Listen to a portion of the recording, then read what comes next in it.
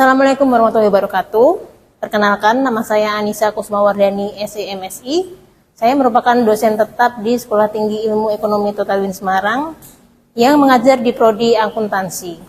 Nah, kali ini saya akan menyampaikan RPS dari mata kuliah yang menjadi kepakaran saya, yaitu adalah mata kuliah analisa laporan keuangan dengan kode 60225AK dengan bobot 3 SKS dan diajarkan pada semester 6. CPL Prodi yang dibebankan pada mata kuliah ini, yang pertama adalah CPL 1 S9, yaitu mampu menunjukkan sikap bertanggung jawab, jujur dan disiplin. Kemudian CPL 2, yaitu P2, menguasai metode dan teknik akuntansi untuk memproses informasi keuangan yang akurat dan dapat dipercaya. CPL 3, KU 1, mampu menerapkan pemikiran logis, kritis, sistematis, inovatif dalam konteks pengembangan dan implementasi ilmu pengetahuan dan teknologi. Yang keempat adalah CPL 4, yaitu dari KK 2, mampu menyusun laporan keuangan sesuai dengan standar akuntansi yang berlaku. Kemudian dari CPMK atau capaian pembelajaran mata kuliah, ada CPMK 1, yaitu menunjukkan sikap bertanggung jawab, jujur, disiplin. Yang kedua, CPMK 2, menguasai metode, teknik, dan dasar-dasar akuntansi keuangan serta perannya dalam dunia bisnis. Kemudian CPMK 3, mampu menerapkan prinsip dan metode akuntansi dan pencatatan dan pengelolaan transaksi keuangan. Lalu CPMK 4, mampu menyusun dan menginterpretasi laporan keuangan sesuai dengan standar akuntansi yang berlaku. Kemudian ada sub CPMK, yaitu ada sub CPMK 1 sampai sub CPMK 10 yang bisa dilihat dari RPS yang saya sematkan. Untuk metode pembelajaran yang saya lakukan, yaitu metode pembelajaran DIY, yaitu Delivery, Interaction, dan Assessment, dengan komponen penilaian, yaitu kehadiran 10%, tugas 1 sampai tugas 4, masing-masing 10%, untuk UTS 20%, dan untuk UAS 30%, sehingga totalnya adalah 100%. Oke, Assalamualaikum warahmatullahi wabarakatuh, teman-teman semua. Sehat semua hari ini? Sehat. Alhamdulillah, sehat semua. Ini siang-siang udah pada makan siang belum? Udah. Oh, ada yang belum. Ini minta traktir udah nih. Nanti ya, kalau saya gajian saya traktir. Untuk hari ini, sebelum kita mulai perkuliahan, mari kita berdoa terlebih dahulu ya. Berdoa menurut agama dan keyakinan kita masing-masing. Berdoa dipersilahkan.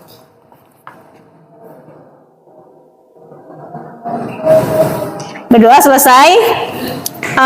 Silahkan ini daftar hadir perkuliahannya ditandatangani. Lalu untuk materi kita hari ini bisa di-download di siakat kalian masing-masing ya. Oke, hari ini kita akan belajar mengenai akuntansi keuangan berbasis perilaku. Sebelumnya minggu lalu kita udah belajar cukup banyak ya mengenai akuntansi keuangan berbasis perilaku, yang perilaku itu kita lihat dari segi manajemen atau pemilik perusahaan atau dari dalam perusahaan itu sendiri gitu. Lalu dari sisi auditor, lalu dari sisi akuntannya, seperti itu di pertemuan yang lalu.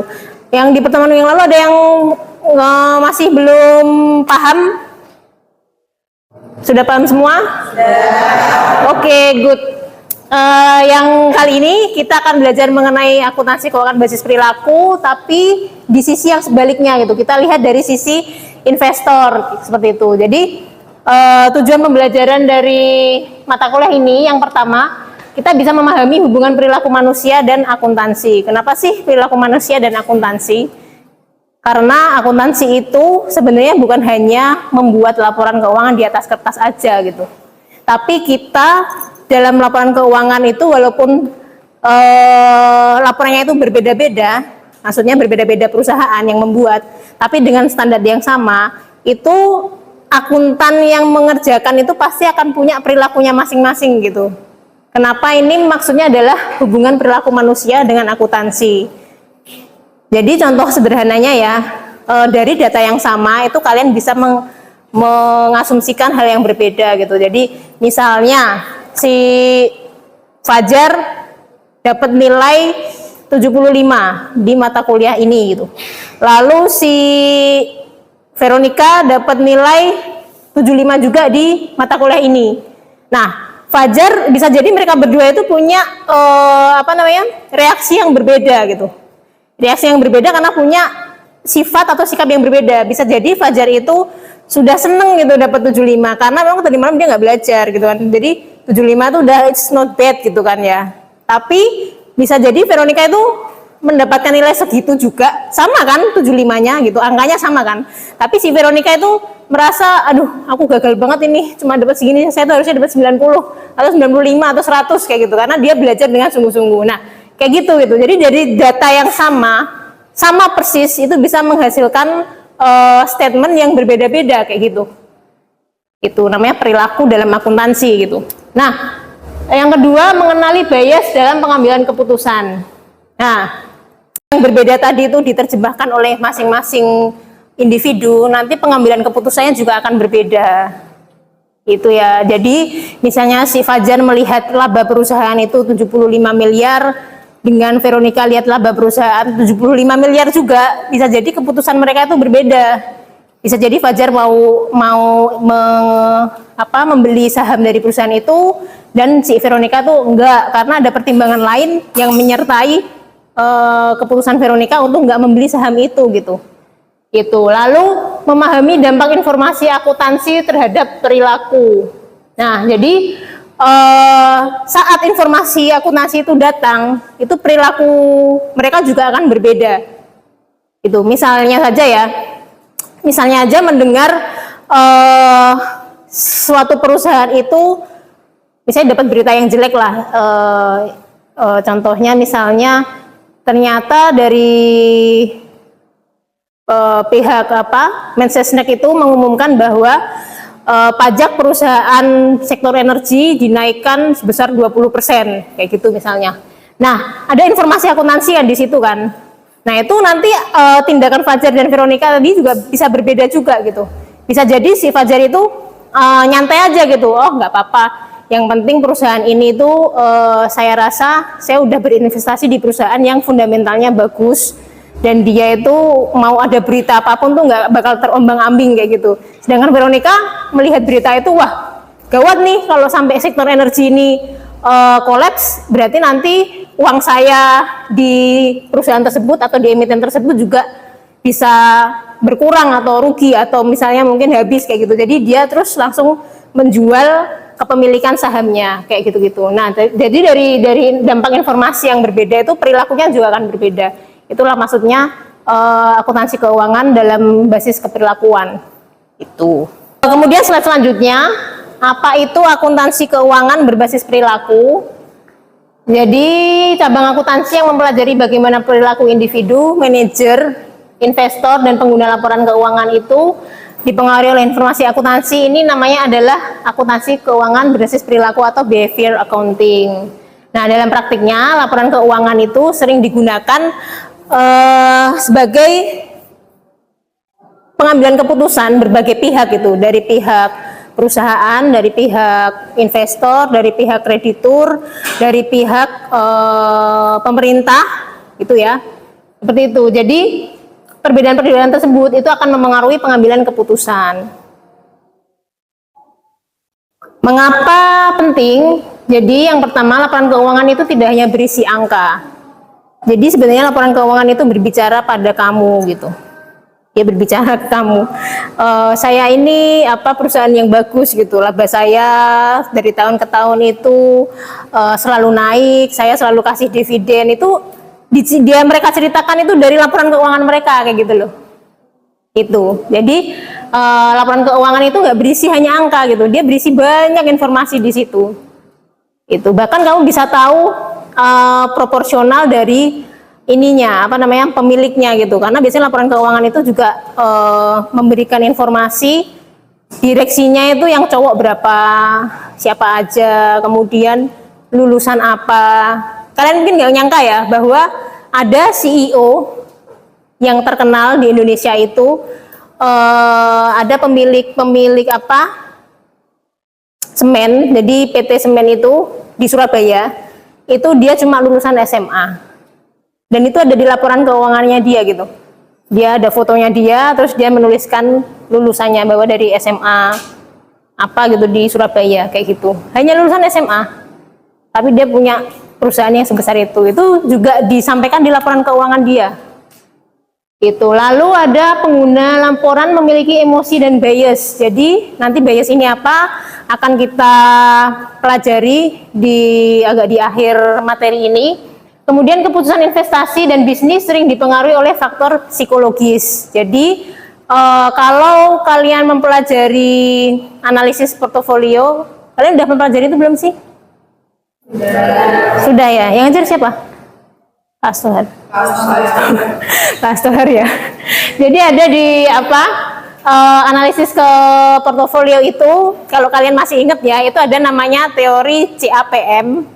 Itu ya, teori CAPM itu menyatakan bahwa investor itu mempunyai kemampuan untuk membaca laporan dengan teliti dan istilahnya tuh berdarah dingin maksudnya dia selalu tepat gitu dalam merumuskan ininya dalam merumuskan keputusannya kayak gitu. Nah, sedangkan di akuntansi keuangan itu sama sekali berbeda gitu. Jadi investor itu akan dipengaruhi oleh faktor psikologis mereka sendiri-sendiri. Ada yang orangnya emosian, ada yang orangnya serakah. Maksudnya emosian yang di sini itu misalnya ada berita apa, terus dia punya saham dan misalnya saham itu tuh masih belum naik gitu ya, tapi udah ada berita yang agak buruk gitu, dia langsung cepet-cepet jual gitu lah, jual aja lah gitu. Lalu ada yang misalnya tadi dia serakah maksudnya sebenarnya laba dia di perusahaan di emiten itu sudah tinggi gitu. Misalnya dia berinvestasi di saham, beli saham perusahaan itu tuh misalnya 1.500.000 ya, terus dia sudah dapat laba dari situ tuh sekitar 2,5 juta itu kan menurut satu orang dengan orang lain kan beda-beda ya. Ada yang merasa itu banyak, ada yang merasa itu masih sedikit, padahal 2,5 juta laba itu hanya diperoleh dalam misalnya 2-3 bulan itu udah dapat segitu gitu. Tapi dia serakah gitu. Serakahnya tuh dia masih tetap mau aku lanjutin terus supaya labaku tuh banyak. Ternyata itu titik puncak dari nilai harga emiten tersebut ada di situ. Lalu setelahnya tuh dia akan mengalami grafik turun. Jadi intinya apa? Dia jadi dapat laba 2,5 juta nggak? Kalau harganya turun nggak jadi ya, karena dia telat menjual tadi gitu. Itulah kenapa ada yang namanya faktor psikologis di dalam pengambilan keputusan. Adalah asumsi rasionalitas. Apakah para pelaku pasar modal itu selalu bertindak dingin, logis dan penuh perhitungan, sistematis ketika melihat data akuntansi? Mungkin ada yang seperti itu juga ya.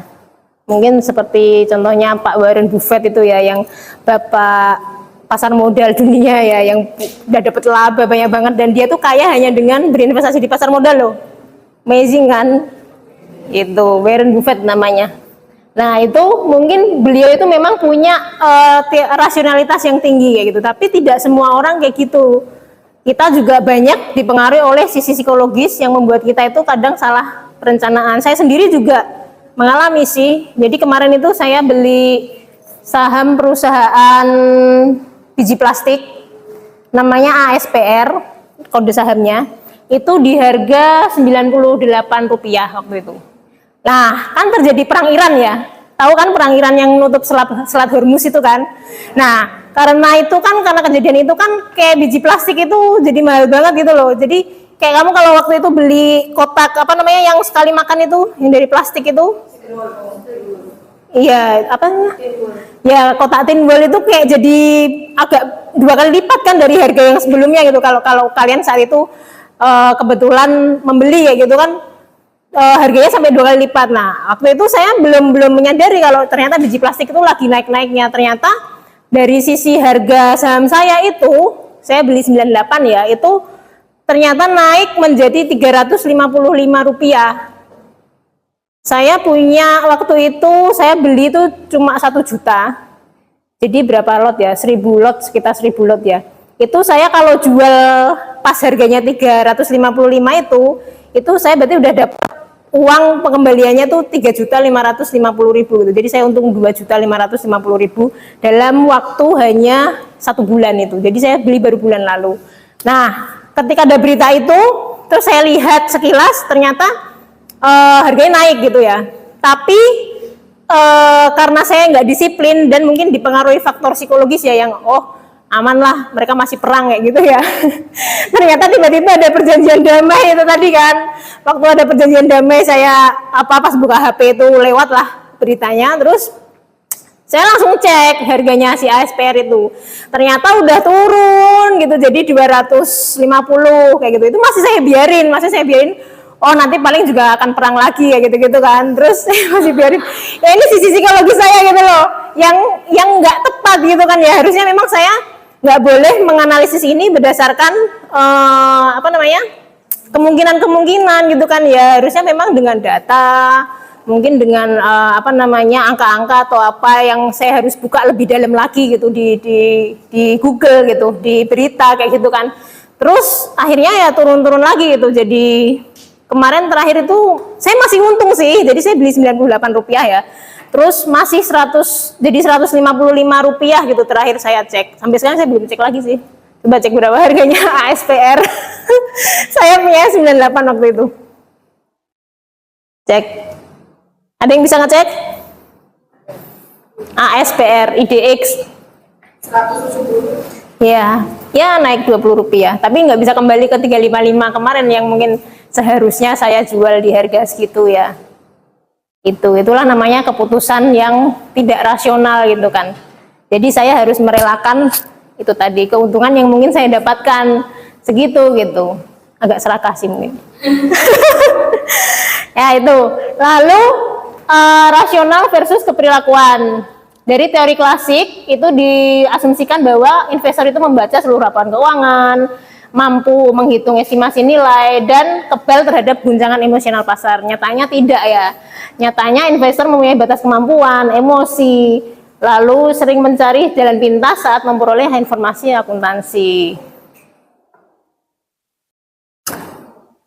Lalu faktanya ada 80% keputusan berbasis emosi. Jadi ini ada penelitiannya emang bahwa investor itu 80%-nya itu dari 100%, jadi 20% doang yang rasional gitu. Investor di pasar modal sebenarnya banyak banget yang memang irasional seperti saya. Kayak gitu. Banyak teman-temannya. Kemudian teori prospek. Teori prospek adalah model ekonomi perilaku yang menjelaskan bagaimana seseorang mengambil keputusan dalam kondisi yang beresiko. Dikembangkan dari Daniel dan Amos di 79 bahwa manusia cenderung bertindak irasional dan lebih takut mengalami kerugian daripada menginginkan keuntungan setara. Nah, maksudnya ini ya bisa dilihat di sini ya. Nah, ini kurva keputusan manusia. Jadi bisa dilihat di sini saat mengalami kerugian 10 juta tuh terasa lebih menyakitkan gitu. Kita kehilangan segitu, terasa lebih menyakitkan. Jadi waktu saya kehilangan momen untuk menjual di harga 355, yang sebenarnya waktu itu masih 258-an, itu saya mengalami kehilangan ini. Maksudnya kerugian, rasa kerugian atau loss aversion sebesar angka tersebut gitu. Lalu tidak saya hiraukan, tidak saya proses, tapi saya teruskan lagi. Akhirnya saya malah semakin terperosok dalam harga yang lebih rendah lagi gitu kan ya. Tapi untungnya karena uang yang saya pakai itu memang bukan uang yang saya pakai untuk hidup sehari-hari ya. Jadi itu memang uang yang mau saya tabung gitu kan ya. Ya udah asal di situ perusahaannya masih bagus, terus apa namanya, kondisi dari apa namanya, laporan keuangannya masih oke, terus pasarnya masih ada, ya saya lanjutkan aja, nggak saya jual. Itu walaupun memang saya masih dapat untung sih kalau jual di harga berapa tadi, 170 ya. Itu tapi nggak saya lakukan. Itu kemudian lebih menyakitkan daripada kebahagiaan mendapatkan 10 juta. Jadi saat saya dapat 3.500.000 tadi ya, seharusnya itu saya rasa biasa aja gitu. Padahal sebenarnya dalam satu bulan dapat segitu kan ya banyak ya. Dari saya cuma 1 juta ininya, terus dapatnya sekitar 2,5 juta kan sebenarnya udah banyak kalau menurut saya. Tapi saya merasa itu tuh biasa aja gitu. Jadinya ya itu tadi, missing, terlewatlah momennya kayak gitu. Itu yang terjadi di sini. Di perkuliahan kita tadi, semoga kalian bisa paham ya dengan apa yang telah saya ajarkan. Sebelumnya mari kita bahas studi kasus. Jadi ini misalnya ada PT, namanya PT Zazizu, menargetkan laba 1 miliar, menjelang akhir tahun laba baru 900 juta, berarti kurang berapa? 100 juta ya. Manajer mempertimbangkan menunda biaya perawatan mesin agar target tercapai. Nah, pertanyaan pertama, apakah tindakan ini etis dilakukan? Siapa yang mau menjawab? Oke, silahkan Mbak. Namanya Mbak? Perkenalkan, nama saya Diana Sediani. Tindakan tersebut tidak etis karena perusahaan menghindari aktivitas yang seharusnya penting untuk dilakukan. Iya, saya juga setuju. Ada yang nggak setuju? Setuju ya. Jadi tindakan dari PT Zazizu ini tidak etis, tapi saya tambahkan lagi, tetapi tindakannya itu legal. Kenapa kok tidak etis tapi nggak ilegal ya? Karena peraturan ini itu tidak terdapat di undang-undang maupun peraturan perusahaan manapun gitu. Jadi hanya peraturan istilahnya voluntary atau sukarela dari perusahaan itu. Nah, menjadi ilegal itu di saat dia melakukan ini, lalu sambungannya itu nanti akan terjadi kecelakaan kerja mengenai mesin tersebut yang tidak dirawat. Itu nanti akan baru masuk ke ranah ilegal, karena itu akan melanggar K3 ya, keselamatan, kesehatan, dan kecelakaan kerja dari pekerjanya gitu, karyawannya kayak gitu. Jadi selama memang tidak terjadi, yaitu masuknya ranahnya masih legal gitu. Itu. Lalu yang kedua, siapa yang diuntungkan? Silakan Mbak. Menurut saya yang paling diuntungkan yaitu pemilik perusahaan yang Cuma pemilik perusahaannya aja ya berarti ya?